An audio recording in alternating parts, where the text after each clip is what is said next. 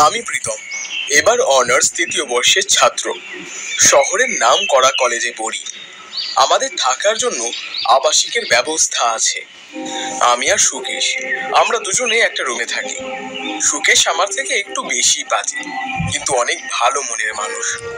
ওর সাথে না মিশলে বুঝতে পারবেন না, ও সব সময় ওর খাবার, পোশাক, সুখ দুঃখ সবই আমার সাথে শেয়ার করে। কিরে, ঘুম কি ভাঙবে নাকি আজও দেরি করে গিয়ে প্রিন্সিপাল স্যারের কাছে ঝাড়ি খাবি? আর একটু ঘুমাতে দে না। আমি চললাম, তুই যত পারিস ঘুমা পড়ে পড়ে। না না, আমার কাছে তো যাওয়ার ভাড়া নেই। তুই 2 মিনিট দাঁড়া, আমি 3 মিনিটে তৈরি হয়ে আসছি। অপেক্ষা করতে থাকি। কিছুক্ষণ পর একটা রিকশা এলো। আমরা দুজনে রিকশায় চড়ে বসলাম।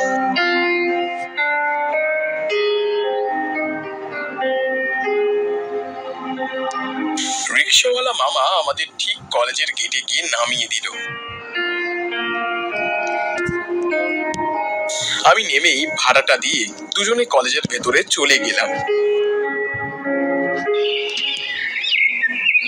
তাহলে বল, এখন কি করা যায়? গরমের ছুটি তো পড়ে গেল।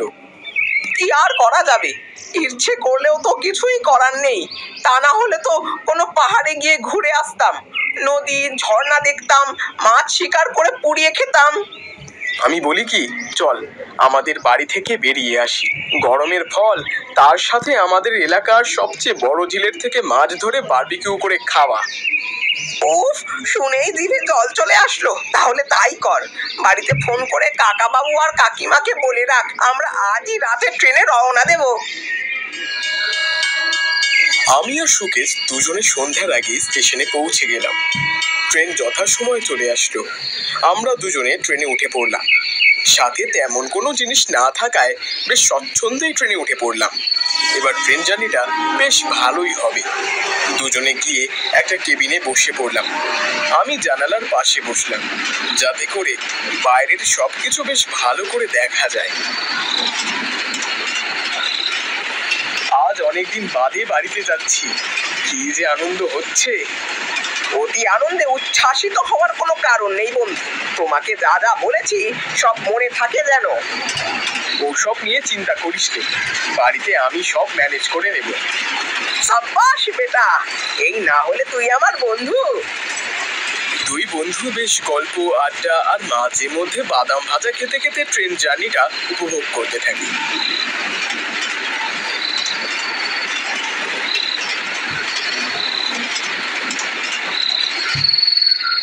কিছুক্ষণ পরে ট্রেনটা একটা স্টেশনে এসে থামে।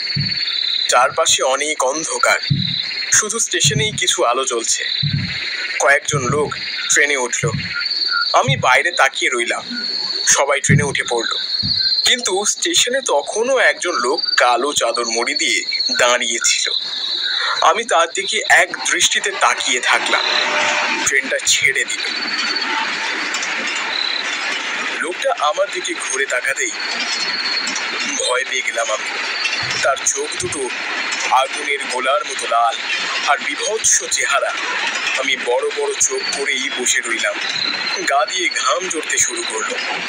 কিরে, ওভাবে ডাগা ডাগা চোখ করে বসে আছিস কেন? কি দেখে তোর চোখ কপালে উঠে গেল? কিছু না, এমনিতেই একটু বেশি গরম লাগছে বোধ হয় আমার। কাকা বাবুকে বলেছিস তো স্টেশনে আমাদের নিতে আসতে? এই রে যা, আমি তো বাবাকে স্টেশনে আসতে বলার কথা ভুলে গেছি। তাহলে এত রাতে আমরা কি করে যাব তোদের বাড়ি পর্যন্ত স্টেশন থেকে? যা, তোকে দিয়ে কিছুই হবে না। এখন তো অনেক রাত হয়ে গেছে, এখন আর বাবাকে ফোন দিয়ে স্টেশনে আসতে বলা ঠিক হবে না।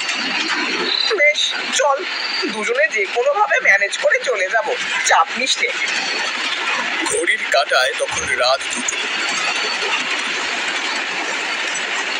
ট্রেনটা প্রতাপপুর স্টেশনে এসে দাঁড়ায়। আমি আর সুকেশ দুজনে ট্রেন থেকে নামতেই ট্রেনটা আবার ছুটতে শুরু করে। আমরা দুই বন্ধু দাঁড়িয়ে স্টেশনের চারপাশে দেখতে থাকি। কোনো লোকজন, গাড়ি ঘোড়া কাউকেই দেখতে পাই না। হঠাৎ আমার আগে স্টেশনের সেই লোকটার কথা মনে পড়ে গেল। হঠাৎ মনে হলো কে যেন পেছন থেকে আমার কাঁধে হাত রাখল। আমি পেছনে ঘুরে তাকাতেই কালো চাদর পরা লোকটাকে দেখেই ভয়ে চিৎকার করে উঠলাম। কে কে আপনি? আমার কাছে কি চান? আমি হরি, আমি এই স্টেশনের নাইট গার্ড। তোমাদের বেশ সময় ধরে দাঁড়িয়ে থাকতে দেখে এগিয়ে এলাম। ও আচ্ছা, তাহলে তো ভালোই হলো। এখন ঝটপট বলেন তো আমাদের কিভাবে গেলে সুবিধে হবে? কোথায় যাবে তোমরা বাবা? আগে প্রতাপপুরের শেষ মাথায়। ও আচ্ছা, পথ তো বেশি না, কিন্তু এত রাতে কি ওই পথে তোমরা যেতে পারবে বাবা? হ্যাঁ হ্যাঁ, কেন পারবো না? আপনি শুধু বলেন আমাদের কোন পথে গেলে শর্টকাটে চলে যেতে পারবো। আমি বলি কি, আমরা শর্টকাটে না গিয়ে সোজা রাস্তা দিয়ে যাই, যদি কোনো গাড়ি ঘোড়া মিলে যায়। এত রাতে কিছুই পাবে না বাবা। যদি যেতে হয় তাহলে এই রাস্তা দিয়ে যাও, তাড়াতাড়ি যেতে পারবে। নাইট গার্ডের কথা মতো আমরা দুই বন্ধু শর্টকাট রাস্তা দিয়ে হাঁটতে শুরু করলাম।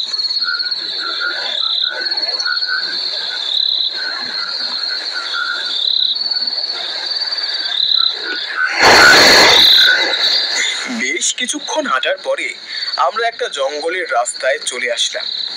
চারপাশে শুধু বাঁশঝাড়, বিড়ঘুটে কালো অন্ধকার চারপাশ। ঝিঝি পোকার ডাক, শিয়ালের ডাক শুনতে পাচ্ছি শুধু। আমি ভয়ে ভয়ে আগাচ্ছি। হঠাৎ দেখি সুকেশ আমার পাশে নেই। চারপাশে তাকিয়ে সুকেশের দেখা না পেয়ে আমি ভয় পেয়ে যাই। সুকেশ, কোথায় তুই? কোথায় গেলি আমাকে একা রেখে? ছেলে পেলে মানুষের মতো কান্না করছিস কেন? আমি একটু প্রসাব করতে গিয়েছিলাম। আমি তো ভয় পেয়ে গেছিলাম। চল এখন।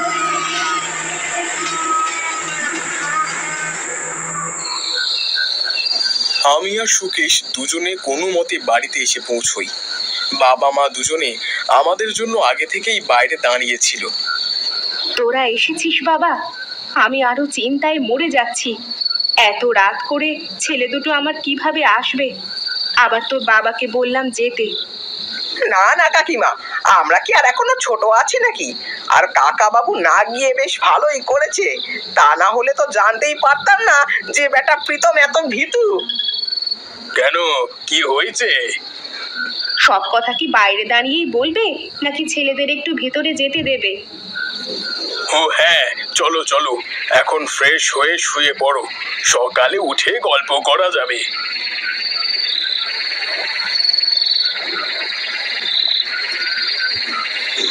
এ কি, এ তো দেখি চিংড়ি মাছের মালাইকারি। কিন্তু আমার তো চিংড়ি মাছে অ্যালার্জি কাকিমা। তোমাকে কত করে বললাম যে রুই মাছের ঝোল করো, শুনলে না আমার কথা? এখন ছেলেটা কি করে খাবে বলো তো দেখি। যাও যাও, তুমি ওই রুই মাছের 2 পিস ভেজে ওকে খেতে দাও। ঠিক আছে, তোমরা তাহলে একটু বসে গল্প করো। আমি এই যাব আর এই আসবো, দুটো মাছ ভাজতে সময় লাগবে না। আমি আর বসে থাকবো কেন, খাওয়া শুরু করি। ততক্ষণ তুই বাবার সাথে বসে গল্প কর। তারপর বাবা, তোমাদের লেখা পড়ার কি খবর বলো? শেষ করে কি করতে চাও? এখনো তেমন কিছু ভাবিনি কাকা বাবু, তবে বাবার ব্যবসাটা বড় করার ইচ্ছা আছে। বেশ বেশ, এ তো খুবই ভালো কথা। তোমার বন্ধুকেও একটু বোঝাও, আমার এত বড় ব্যবসা, ও যদি একটু এদিকে নজর দিতে, ভাবছি এই বছরই শহরের ব্যবসাটা নিয়ে যাব, 2 জায়গায় চলবে। তাহলে তো আরো ভালো হবে কাকা বাবু, প্রীতম শহরে থেকেই তো ব্যবসা দেখতে পারবে। বাবা আর সুকেশ গল্প করতে করতে মা মাছ ভাজা নিয়ে চলে আসে। মা সুকেশের পাতে 2 পিস আর আমার পাতে 1 পিস মাছ তুলে দেয়। আমরা খাওয়া দাওয়া শেষ করে ঘরে ঘুমাতে চলে যাই।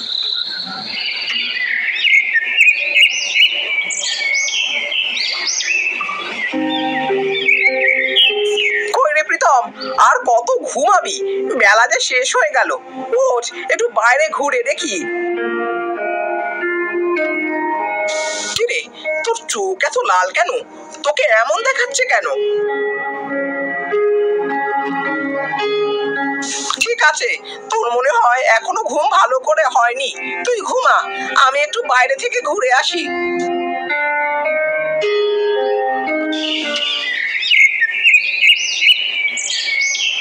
আরে কাকা বাবু, আপনি এখানে? বাড়ির ভেতরে ভালো লাগছিল না, তাই তো তোমাকে সঙ্গ দিতে চলে আসলাম। ভালোই করেছেন কাকা বাবু, আমারও বড্ড একা একা লাগছিল। প্রীতমটা তো পড়ে পড়ে ঘুমাচ্ছে। কাল রাতে কি হয়েছিল সুকেশ? কই, তেমন কিছুই তো না কাকা বাবু। কেন, কোনো সমস্যা হয়েছে? প্রীতম কেমন যেন করছে, চোখ দুটো লাল আগুনের গোলার মতো, কারো সাথে কথা বলছে না। তার মানে কাকা বাবু? হ্যাঁ বাবা, কাল রাতে কিছু হয়েছে, তা না হলে ছেলেটা আমার এমন করবে কেন? আমিও কিন্তু ওর চোখ অনেক লাল দেখেছি কাকা বাবু। ভাবলাম অনেক রাতে জেগেছে, তাই হয়তো। কি হয়েছিল তুমি কিছু বলতে পারবে বাবা? আমার ছেলেটা কেমন যেন করছে। সত্যি বলছি কাকা বাবু, আমার সামনে তো তেমন কিছু পড়েনি। চলুন তো আগে গিয়ে দেখি।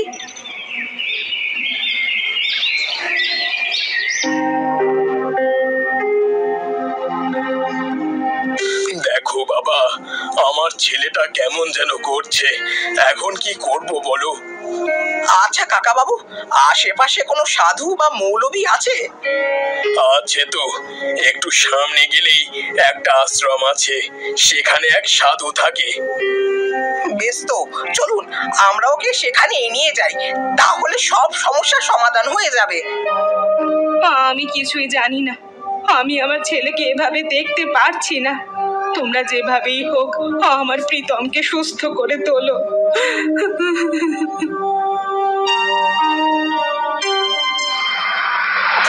মায়ের এই কথা শুনে বাবা আর দেরি করলেন না। বাবা, সুকেশ আর মা আমাকে নিয়ে আশ্রমের সেই সাধুর কাছে নিয়ে গেল।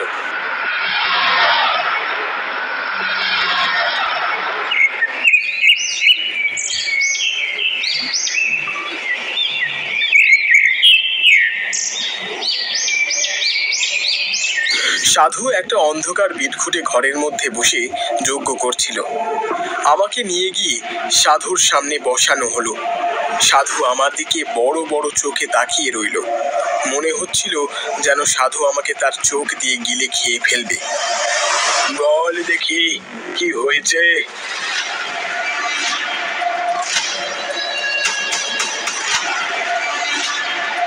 ও আচ্ছা, তাহলে এই ব্যাপার, বুঝতে পেরেছি আমি। তোরা সবাই ঘরের বাইরে গিয়ে বস। বল বল, তুই কেন ওর কাছে এসেছিস? আমি এসেছি, তাতে তোর কি? তুই আমাকে ছেড়ে দে। না, তোকে তো আমি ছাড়তে পারবো না।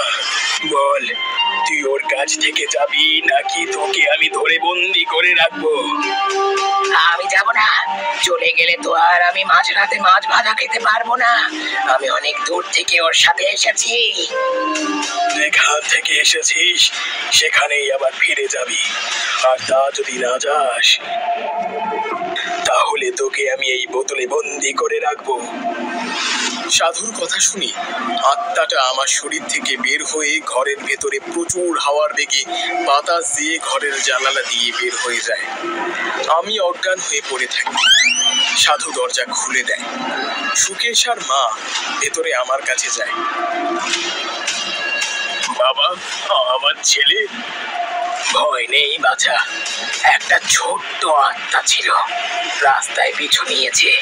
ভোর রাতে মাছ ভাজার গন্ধ পেয়ে ওর ভেতরে প্রবেশ করেছে, মাছ ভাজা খেয়েছে, তাই তোর মধ্যে ভর করেছিল। এখন আর কোনো ভয় নেই তো বাবা? না, আর কোনো ভয় নেই। তোমরা ওকে বাড়িতে নিয়ে যেতে পারো। আর হ্যাঁ, ওর হাতের ওই লাল সুতা যেন কখনো না খোলে। ওটা যতক্ষণ ওর কাছে থাকবে ততক্ষণ কোনো অপশক্তি ওকে ছুঁতে পারবে না। আমি কিছুই বুঝতে পারি না কেন আমাকে এখানে আনা হয়েছিল। আমি কিছু না বলে চুপচাপ বাবা, মা আর সুকেশের সাথে বাড়ির দিকে রওনা দিলাম।